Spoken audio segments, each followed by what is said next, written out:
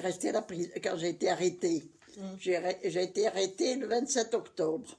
On était plusieurs, puisque je travaillais dans un café. Et alors, on a été dénoncés, parce que, comment dirais-je, tous les résistants, c'était leur point oui, parce qu'il y avait une salle, et puis il y avait une autre salle derrière. Alors, tous les mercredis, ils venaient. Et ils savaient que c'était un mercredi qu'ils sont venus. Et alors, comment dirais-je, on a été dénoncés parce que moi, un jour, il y a deux jeunes de la Plaine, vous savez, elle s'appelait Madame Étourneau, ma patronne, enfin, qui tenait le café, comment dirais-je, elle les connaissait, leur maman, ces deux garçons.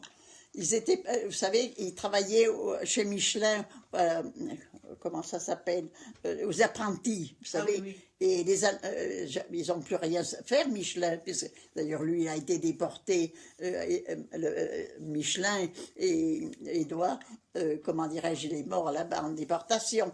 Et alors ils ont emmené tous les jeunes qui travaillaient pour aller travailler en Allemagne, vous savez, comme STO. Comme STO. Oui, et alors, c'était deux frères, il lui avait donné une permission en Allemagne. Et après, ils sont pas repartis, vous comprenez? Oui, ils ont pas voulu. Et alors, ils étaient venus au café, ils étaient au comptoir, il y a un monsieur qui a dit, surtout ne rentrez pas chez vous, la Gestapo vous cherche. La Gestapo était venue chez ses parents, enfin, ils n'ont pas pris ses parents. Et alors, comment faire, ces jeunes? Où aller? Alors, moi, j'avais ma chambre rue de l'Écuélé, là. Alors, je lui ai donné je les ai amenés dans ma chambre et j'ai été coucher chez une amie à Montferrand en lui disant que j'avais perdu ma clé parce que je la connaissais bien, mais je savais bien. Il fallait rien dire à ce moment. Et alors, ils sont restés 3 jours dans ma chambre et Madame Étourneau, quand j'avais fini le service, elle leur faisait à manger, j'allais leur porter à manger en vélo, parce que j'avais mon vélo, c'était pas loin des Carmes, là c'était pas loin, et j'allais leur porter à manger pour midi et le soir. Et alors après, le temps qu'il leur a fait leur papier pour partir au maquis. Vous savez, ceux qui venaient, tout ça, à ce moment, on n'était pas, c'était avant qu'on soit arrêtés. Et alors après, ils sont partis. Et comment dirais-je, on avait comment ça s'appelle, un policier qui travaillait à la préfecture.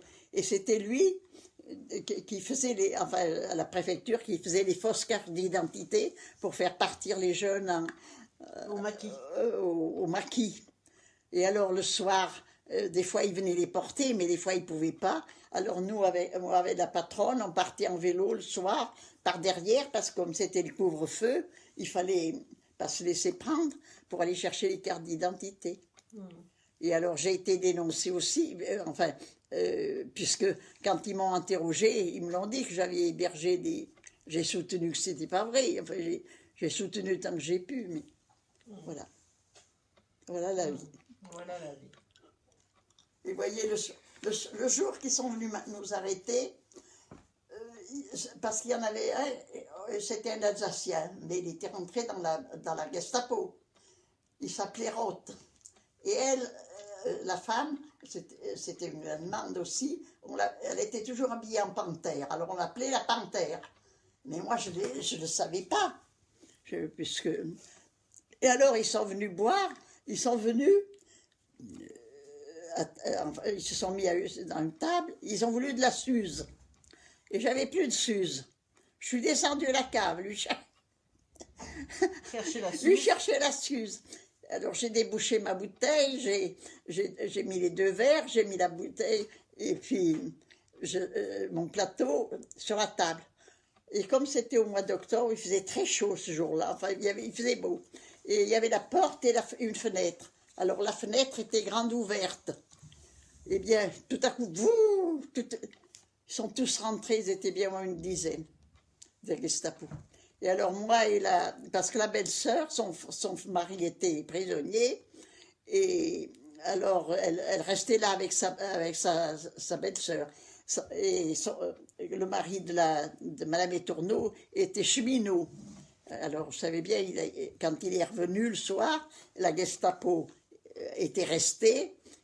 Comme il y avait beaucoup de liqueurs, de machins, ils ont fait un bon gueuleton. Et alors, quand il est arrivé, ils l'ont embarqué, il est mort en déportation. Et alors, là, ils ont amené Madame Étourneau en premier, toute seule, parce qu'avec des tractions. Et alors, nous, la belle-sœur et moi, on nous a mis les bras en l'air contre le mur et la Gestapo de chaque côté, avec le revolver derrière. On y est resté de 6 heures jusqu'à 8 heures. Alors après, on a été les dernières pour partir. Et comment dirais-je, quand les clients arrivaient, ils les fouillaient, ils lui enlevaient leur portefeuille, tout ça, ils les fouillaient, ils les emmenaient. 22 qui ont été emmenés, mais je ne sais pas s'ils les ont relâchés ou quoi, moi je n'ai pas su. Et alors après, il y avait tous ces portefeuilles, tout ça. Alors quand il n'y en avait plus, ça s'est dit qu'il n'y avait plus personne venait, vous comprenez, ça s'est dit. Et alors, il y avait un débarras derrière, il y avait des cajots, vous savez, à ce moment-là, on livrait beaucoup de légumes, tout ça, c'était pas des boîtes comme maintenant. Et alors, ils m'ont fait aller chercher un cajot, mais ils me suivaient derrière pour mettre tous les portefeuilles et tout ça. Et alors, on avait les voitères, à ce moment encore, dehors. Vous savez, ils montaient les escaliers. Je voulais aller les voitères, pas me sauver, mais ils sont restés derrière. Il est monté avec moi, il est resté à la porte. Et alors après, ils nous ont emmenés au 92, et ils nous ont mis en cellule. On était 12 par cellule. On avait des paillasses, et j'y suis restée 2 mois. Puis après, je suis partie à Romainville. Et alors, justement, ma sœur l'avait su que je partais en Allemagne parce qu'il y avait un cheminot qui était de Polaguet. Comment il s'appelait? Mathieu.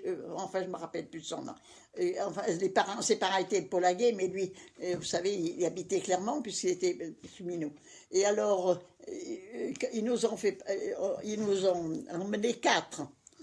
Et ils nous avaient mis les menottes, ils nous avaient attachés 2 par 2. Et alors, justement, au lieu de nous faire passer par la gare, parce qu'on a pris le train qui allait sur Paris, mais ils avaient gardé, il y avait un wagon pour nous. Vous savez, on n'était pas mélangés. Quoi. Oui. Et alors, quand on est passé devant dans ce petit derrière, justement, c'était un local pour les cheminots, il était là. Alors, bien sûr, comme il était de Polaguet, il a été vite le dire à ma soeur, sinon elle ne l'aurait pas su. Qu'est-ce que j'étais devenue, vous comprenez? Et alors, quand on est arrivé à Paris, c'était une camionnette, ils nous ont amenés à Fresnes, parce qu'ils en ont pris à Fresnes pour amener à Romainville. Mais à Romainville, on était très bien, parce que il y avait des Quakers, il y avait une organisation, les Quakers, je sais pas, les Quakers, ça s'appelait, enfin c'était comme un organisme qui nous passait des colis quand même. Et alors, on avait, c'était un grand bâtiment, le fort de Romainville, c'était un grand fort. Et d'un côté, il y avait les femmes, de l'autre côté, il y avait les hommes. Alors, on avait un quart d'heure pour sortir, il y avait une grande cour, vous savez, un grand cours. On avait un quart d'heure pour sortir. Mais nous, les jeunes, on parlait souvent aux hommes, aux jeunes. Vous savez, il y avait d'autres jeunes vers la grille. Et ben, on était punis. On sortait pas. Mais non, c'était comme ça. Et alors là, vraiment, on était bien nourris. On avait de la soupe seulement, mais c'était des légumes. Et alors, tous les matins, on allait à la corvée de légumes. Vous savez, il y avait enfin, ils n'étaient pas déportés encore, mais enfin, prisonniers qui faisaient cuire là. Et nous, on épluchait tous les légumes. Voilà. Et alors, un beau jour, c'était le matin, parce que là, c'était un camp de représailles, Romainville. Si par exemple, il y a eu un général de tué, dans Paris. Il y a eu un général de tué dans Paris. Et alors, le matin, ils ont pris, je sais pas, je ne me rappelle pas combien d'hommes, qui les ont fusillés le matin, 5 heures du matin. Ah oui, en représailles. À représailles. Et alors après, le dimanche, on nous a dit qu'on partait en Allemagne. Alors finalement, ça s'est su dans Paris. Et le camp de ah non, à Romainville, oui, oui, on était à Romainville. Et alors après, ils nous ont fait partir à Compiègne pour partir en Allemagne. Et alors, on est parti le matin de bonne heure. À 5 heures du matin, ils sont venus nous chercher, puis on est parti. On est resté 8 jours au camp de Compiègne. Et ils ont réuni toutes les prisons de Clermont, de Moulins, tout ça. Parce que nous sommes partis à 950, je crois. Et alors, la veille de partir en Allemagne, les Parisiens, enfin tout le monde l'avait su, ceux qui avaient la famille qui était dans les camps. Il y avait une grande butte comme le camp était là, et puis il y avait une grande butte. Eh bien, c'était noir de monde qui venait dire au revoir. Pour nous dire au revoir, parce que nous, on était sortis dans la cour, et ils agitaient leur mouchoir. Et alors, nous, on a chanté la Marseillaise. Et ils nous ont lâché les chiens. Alors, on est rentrés. Il y en a qui ont été mordus. Et alors, le lendemain matin, on est parti à 7 heures du matin pour aller prendre le train, enfin, à la gare de Compiègne. Et on était tous par rang. Et alors, je m'en rappellerai toujours, c'était vers les 7 heures du matin, mais il faisait nuit comme c'était l'hiver. Des femmes, des hommes qui avaient été chercher du pain, nous donné le pain. Seulement, c'était ils ne les ont pas laissés longtemps. Alors, nous, on n'en a pas eu, mais il y en a 2 ou 3 qui en ont eu. Et puis alors, les wagons étaient en gare de Compiègne, et voilà. On est monté 80 par 80, et puis voilà. Et est-ce qu'avant de partir, vous aviez su, vous en aviez entendu parler des camps? Mais non, jamais, jamais, jamais. Jamais. Alors, figurez-vous, comme on était 12 dans la cellule. Dans la cellule. Moi, ils sont venus me chercher pour m'interroger. Et alors, c'est une officérine enfin une femme une Allemande, qui m'a interrogée. Alors, qui me questionnait, me disait, moi j'ai dit que je servais, que je ne savais rien, que je n'étais pas au courant. Alors, d'ici, vous avez hébergé. Ah non, j'ai soutenu. Et alors, après, je parlais pas. Alors, elle voulait me donner du chocolat. Alors, j'ai dit que je ne l'ai pas pris. Enfin, vous savez, je n'ai pas, j'ai rien dit. Et alors, elle a dit, vous ne voulez pas parler? On va faire venir Roth. Un boxeur, non, un boxeur. En effet, il avait le nez, c'est celui qui battait les... Alors, elle croyait que ça allait me... Puis, finalement, ils m'ont amené ils m'ont dit, vous remontez dans votre cellule, on reviendra vous rechercher. Ils ne sont plus revenus me chercher. Bon, voilà. Au camp, on se levait à 4 heures du matin. Ah ouais. Et oui, il y avait une officérine, parce que en allemand, elles étaient habillées avec une jupe culotte et un habit noir, tu sais, et puis comme ça. Et alors, les gardiennes, ça s'appelait officérine. Alors, elles venaient tous les matins nous réveiller à 4 heures du matin. Et alors, après, on se levait et il y avait, comment dirais-je, parce qu'on était 1000 par bloc. Ah ouais. Et oui. Alors, on avait, tu sais, des lits superposés. Alors, nous, les personnes âgées, c'était en bas. Après, et puis nous, comme nous étions jeunes, nous étions en haut. Et alors, on était on avait un petit lit comme ça.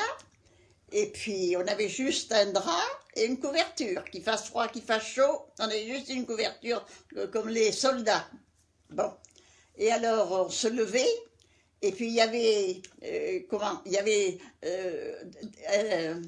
le café. Pour aller chercher le café, c'était au début du camp, comment dirais-je, il y en avait quelques-unes qui étaient chaque jour, c'en était une dizaine, parce que quand même, et puis c'était des grands seaux, comme que tu sais, le lait, vous savez. Des bidons.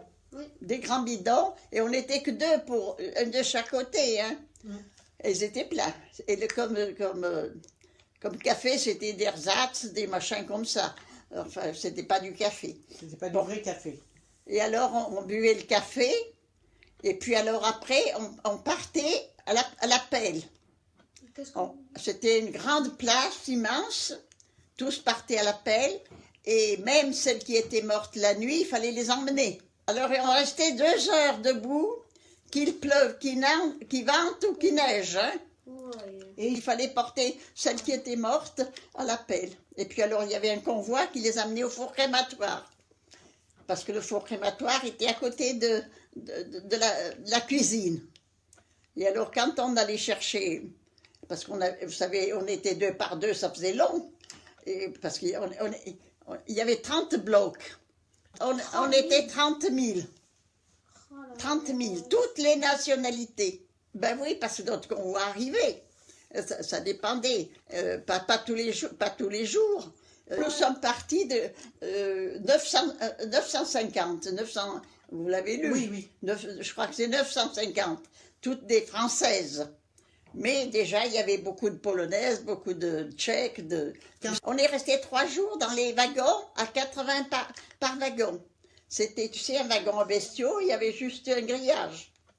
Nous sommes partis le matin de Compiègne, et puis après, nous sommes arrivés 3 jours après, à 6 heures du matin, à Ravensbrück. Voilà. Et bien, c'est-à-dire qu'ils nous avaient donné un petit quignon de pain comme ça, enfin une petite tourte de rond, et puis un saucisson qui était tout pourri. Alors, on n'a pas pu manger le saucisson, et on a mangé le pain. Mais seulement, on n'avait rien à boire, tu sais. Il n'y avait pas à boire. Et puis, comme les cheminots ont été formidables, je les remercie de tout cœur, parce qu'ils avaient fait la collection de bouteilles de limonade, vous savez. Et quand on arrivait, parce que le train s'arrêtait dans les gares françaises, et alors ils nous passaient de l'eau. Voilà. C'est ça qu'on a pu boire un peu. Et alors, quand nous sommes arrivés à la frontière allemande, à Trèbes, et ils nous ont fait descendre du train, ils nous ont servi une soupe, vraiment qu'on a appréciée, parce que c'était des haricots, vous savez. Et alors après, il a fallu remonter. Et puis, comment dirais-je, il y avait, dans notre wagon, il y avait des étudiantes. Elles avaient un couteau, elles avaient essayé d'abîmer la porte, croyant pouvoir et alors ils s'en sont aperçus. Rappelez-vous qu'on a pris des coups de crosse de fusil, hein. Ils nous ont montés à toute allure, hein. Et puis alors après nous sommes arrivés à 6 heures du matin à Ravensbrück. Il fallait descendre à coups de bâton, hein, du train. Ils nous tapaient dessus et puis voilà. Et il fallait être par rang de 5 par 5. Ils nous ont mis dans une douche. On est resté 3 jours dans la douche. Parce qu'on était 1000, alors le temps et les autres, je ne sais pas où on les a mis, mais on était par une vingtaine parce que la douche était grande. Et alors ils nous ont douchés et ils nous ont rasé les cheveux. On n'avait plus de cheveux. J'ai beaucoup pleuré. On pleurait. Et puis alors après, ils nous ont emmenés dans nos blocs. Et nous sommes restés en quarantaine, là. Et puis alors après, comment dire, nous sommes restés en quarantaine, et nous, les Françaises, pas très disciplinées. Et puis alors après, une fois la quarantaine passée, on a fait comme les autres, à l'appel et tout ça. Ah non, mais là, on avait un appel à midi, ah oui, c'est vrai. Quand on était en quarantaine, on avait un appel à midi. Et comment dirais-je, on se cache. Il y avait un autre bloc de Françaises qui était arrivé avant nous. Eh bien, vous savez, comme on avait des robes blancs, on se cachait sur la table pour pas... Oh là là, une fois on s'était enfermés pour pas aller travailler un matin.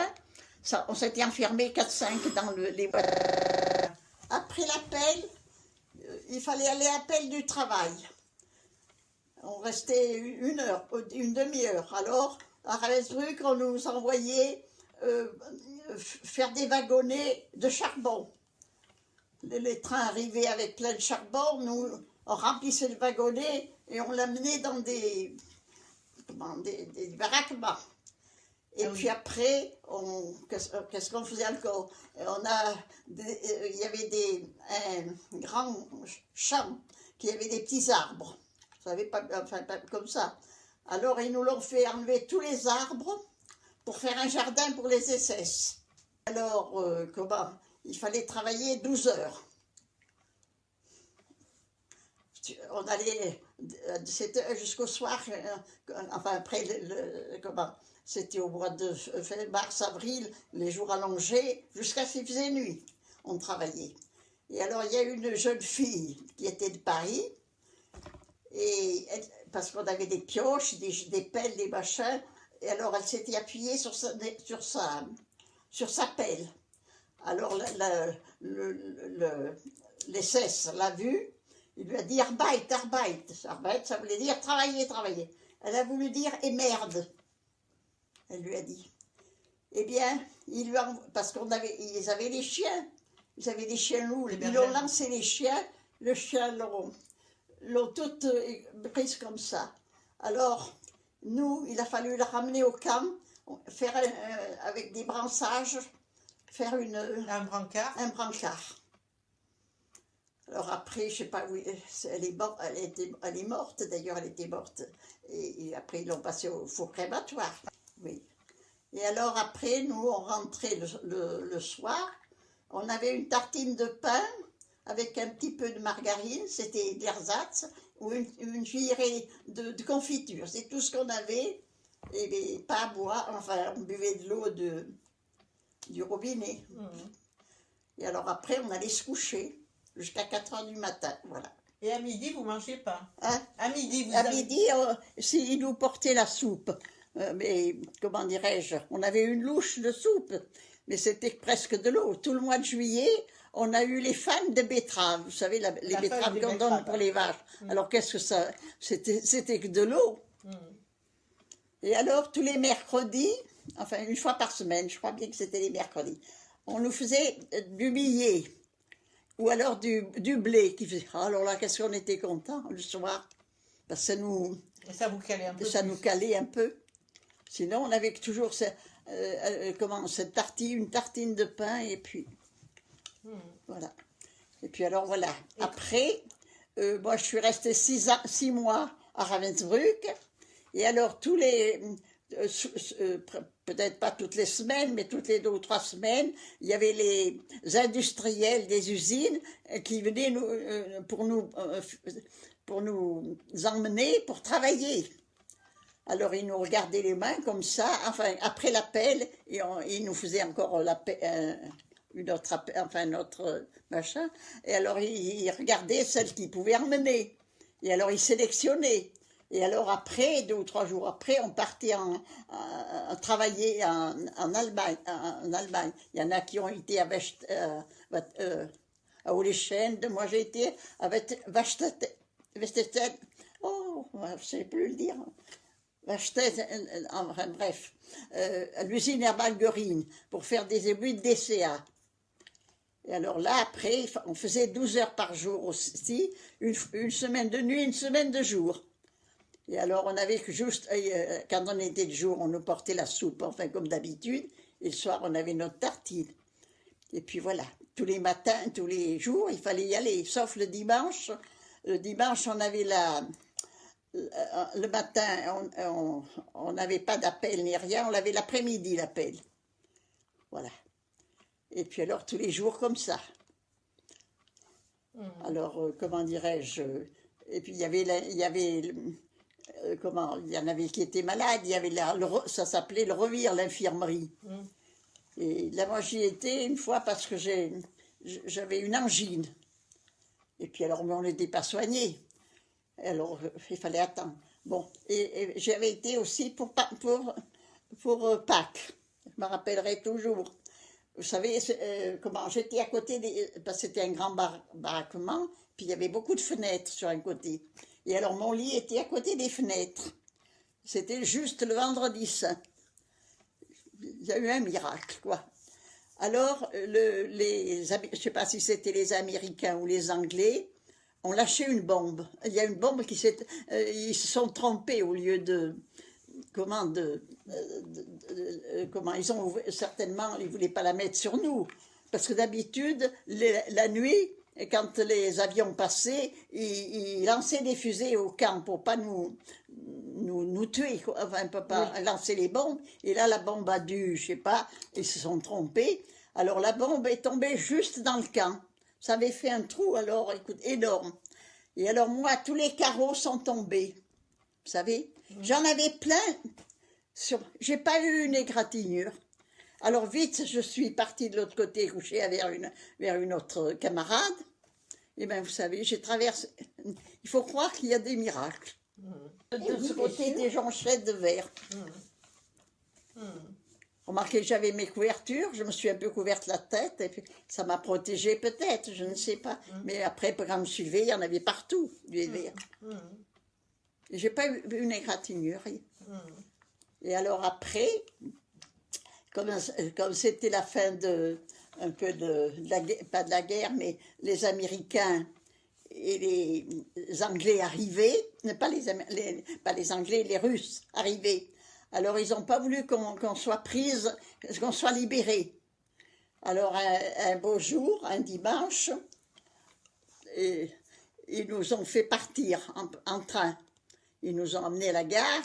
Et on est parti en train, on est resté 3 semaines dans les wagons à bestiaux. Alors, pour nous ramener à Ravensbrück, on devait être gazés, parce qu'il y avait encore la chambre à gaz à Ravensbrück, là, il n'y avait pas la chambre à gaz, alors là, quand ils mouraient, vous savez, des fossés, je sais pas comment... des fosses. Des fosses, oui. Alors, ils attendaient plusieurs jours, ils les vidaient tous les uns sur les autres, quoi. Et alors là...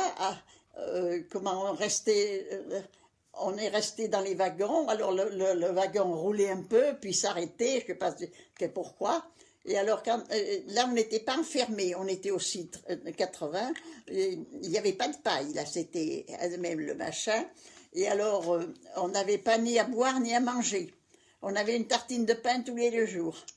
Et alors, quand le train s'arrêtait, comme c'était au mois d'avril, on descendait du train, ils nous laissaient descendre du train, et comme l'herbe commençait à pousser, on suçait l'herbe. Et si on trouvait un fossé, un peu d'eau pour boire. Comme ça. Et on est resté 5 semaines sans se laver, sans rien. Alors après, nous sommes arrivés à Ravensbrück. Le camp était vide, ils les avaient fait partir les autres, je ne sais pas s'ils avaient été libérés, je ne sais pas. Et alors nous, on a pris les baraquements, mais il n'y avait plus de lit, plus rien, on a couché par terre. Pas de couverture, rien du tout, enfin. Et alors après, comme on devait passer à la chambre à gaz, il y a le fils, le grand-oncle de Mazarine. Pinjot. Hein? Pinjot. Qui était prisonnier. Vous savez, il était sur Clermont. Ils étaient les 3 frères, Clermont, les 3 Pinjot. Et alors, il a traversé le camp de Ravensbrück. Et il a appris qu'on allait être gazé. Alors, finalement, il a passé par le Danemark et la Suède. Il était voir les 2 rois. Et alors, c'est les rois, il leur a supplié, il les a suppliés qu'on allait être gazés. Alors les rois ont envoyé des voitures, la Croix-Rouge pour nous libérer. Voilà comment on a été libérés. Et alors on a été libérés un dimanche, le 27 avril, je crois que c'est. Et alors le matin, on ne savait pas qu'on était libérés. Le matin, on croyait qu'on allait à la chambre à gaz.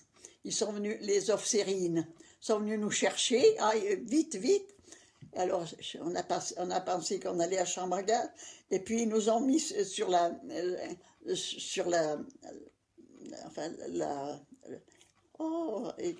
dehors, vous savez, sur la place. Et alors, ils avaient ils tapaient à la machine, tous nos noms, tout ça, et ils nous ont arraché parce que nous, on avait le triangle rouge, les déportés. Il y en avait qui avaient le triangle vert, c'était les droits communs. Alors, ils nous ont arraché nos machins. Puis, il est arrivé, comme c'était au mois d'avril, il est arrivé un machin de grêle, vous savez, le grêlon. Alors, ils nous ont fait rentrer de nouveau au camp. Et alors, après, quand l'après-midi, ils sont revenus, ils nous ont, parce qu'ils n'avaient pas fini. Et puis, alors, après, ils nous ont fait mettre en rang.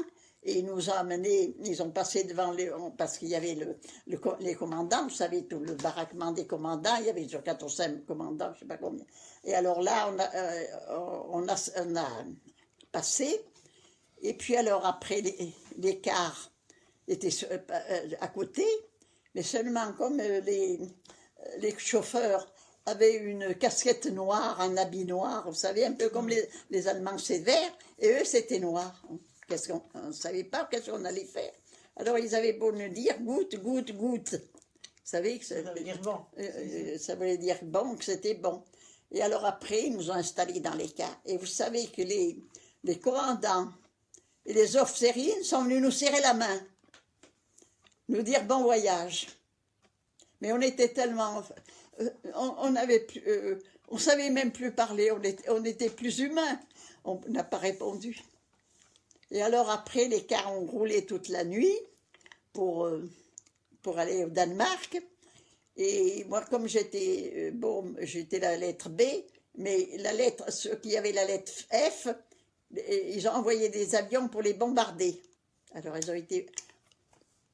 Alors après, nous sommes arrivés au Danemark.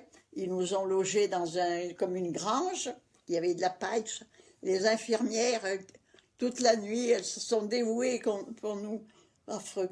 Et alors, ils nous ont fait des pommes de terre en ragoût, vous savez. Elles n'en revenaient pas, parce qu'on avait gardé notre fils, parce qu'on avait une ceinture, puis on avait notre, enfin, comme une cuvette en émail, et puis pour boire, on l'avait emmené.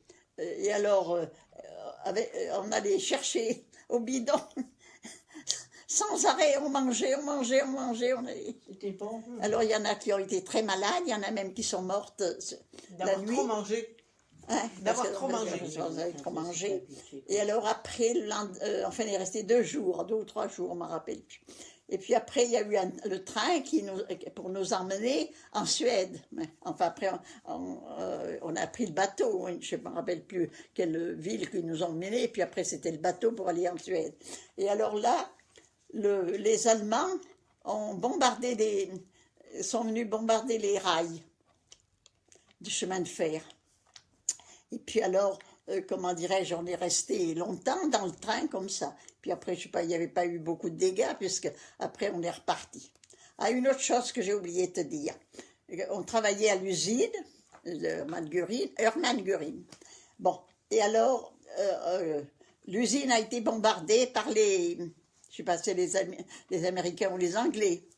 Et alors finalement, nous, on n'avait plus, bien sûr, on n'y allait plus.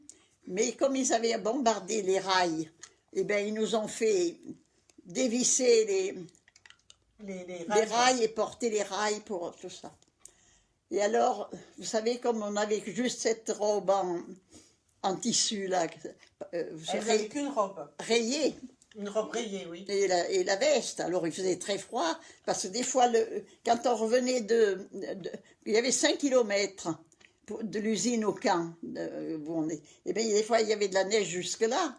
Et on avait on avait que des pantines.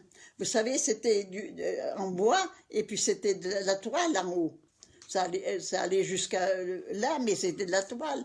Et la moitié du temps, ça cassait. Alors, si on trouvait une corde ou un fil de fer, on le rafistolait. Et au cas, on n'avait pas de chauffage, rien. Et alors là, après, comment dirais-je, oui, après, c'est de là après qu'ils nous ont ramenés à Ravensbrück, voilà. Et il y en a comment dirais-je, il y en a 2 qui ont été pendus sur la machine, parce que je ne sais pas la machine. Alors ils ont soutenu que c'était elle qui avait trafiqué la machine. Vous savez qu'ils avaient fait du sabotage. Ils les ont pendus sur leur machine et puis ils nous ont fait défiler. Pour les voir morts. Et puis alors après, il y avait aussi un camp d'hommes à côté. Et comment dirais-je, quand on passait, nous, et bien sûr, ils nous faisaient signe. Et ils se faisaient battre. Et nous aussi, on se faisait battre, vous savez bien. Et alors, il y avait ils travaillaient en usine aussi. Et puis, vous savez, il y avait, il y avait des camions, des wagons qui repartaient pour la France pour refaire je pense que c'était, je sais pas où. Vous savez, c'était de l'acier. Parce qu'on travaillait sur les machines aussi pour faire des bobinages. Alors tous les débris. Alors ces deux déportés, ils le mettaient dans les wagons. Et alors il y en a deux qui se sont cachés dessous pour entrer en France. Ils ont été dénoncés. Eh bien pendant, bon je sais pas, je vous dirai pas quel bien, ils les ont mis attachés. Parce qu'il y avait les grands murs et puis il y avait le portail. Ils les ont attachés. Et ils lui donnaient la soupe comme un chien. Et quand on passait, il les faisait aboyer. Quand nous, on passait le soir, quand on rentrait le soir, il les faisait aboyer. C'est fou, ça. Hein? Il faut y avoir passé. Et vous savez, ça m'a toujours, comme ceux qui sont, vous voyez, tous ceux qui ont assisté au massacre de Bataclan. Ils sont aussi traumatisés. Mais ils ont eu des psychologues, ils ont tout eu. Nous, on n'a eu rien. Il a fallu, vous voyez, quand je suis revenue. Parce qu'après de Suède, là, de Suède. Suède, j'y suis restée 2 mois. On était très bien, les gens formidables, même au Danemark, vous savez, quand le train était arrêté, c'était pourtant, ils devaient aller travailler, tout ça, c'était midi, enfin je sais pas quelle heure, puisqu'on n'avait jamais de montre, jamais rien. Eh bien, les gens nous portaient du chocolat, des gâteaux, il y en avait qui portaient des culottes, d'autres portaient autre chose. C'était vous savez, quand le roi est mort, eh bien, j'ai eu beaucoup de peine, parce que j'ai dit, il nous a sauvés. Qu'est-ce qu'ils étaient gentils. Et même en Suède, si vous aviez vu comme les gens étaient gentils. On est resté en quarantaine aussi en Suède, parce qu'on était dans un camp militaire américain. Et alors là, ils nous donnaient beaucoup au début, je pesais 30 kilos quand on nous avait pesé à l'arrivée au Danemark. Et alors, après, on était bouffés, vous savez, du porridge, des machins comme ça. Ils nous ont donné beaucoup de choses comme ça. Et on mangeait. Et alors, après, quand on a pu sortir, on allait se promener un peu à Göteborg, parce que c'était à côté de Göteborg. Et alors, on allait se promener. Et puis, là-bas, il y a beaucoup de pâtisseries. Les gens mangent beaucoup de pâtisseries. Alors, nous, parce que la Croix-Rouge nous avait donné oh, je me rappelle des couronnes. Hein? Enfin, des couronnes suédoises. Non, je me rappelle plus comment ça s'appelle. C'est la couronne. Des couronnes, oui, 10 couronnes. Toutes les semaines, ils nous donnaient 10 couronnes. Alors, bien sûr, on allait à la pâtisserie, et souvent, les personnes qui y étaient ne voulaient pas qu'on paye, ils nous payaient. Ah non, jamais j'ai vu ça, jamais. Et puis après, nous sommes restés 2 mois, et chacune partie avant. Enfin, il y avait comment dirais-je, des départs avant. Et puis, nous, on était presque des dernières. C'est un avion qui est venu chercher un gros avion. On a atterri à Villacoublay, vous savez. Et alors là, d'ailleurs, par avion, on s'est arrêté en Belgique. Une escale en Belgique. Vous avez fait une escale en Belgique? En Belgique, mais on est resté dans l'avion. Dans le machin. Et alors, ils nous ont offert du chocolat, des machins comme ça, à boire. Et alors, après, on a repris l'avion et on est arrivé à Villacoublay. à Villacoublay, il y avait une camionnette qui nous a ramenés dans Paris. Et alors, en sortant de l'avion, il y avait un baraquement, c'était la Croix-Rouge.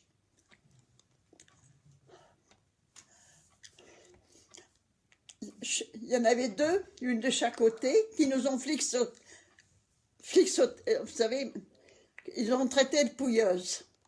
Parce qu'il y en avait certainement qui revenaient de Ravensbrück, enfin des camps. Bien sûr, on avait beaucoup de poux. Bien sûr. Mais ce n'était pas du poux de la tête, c'était du poux du corps qui était dans nos vêtements.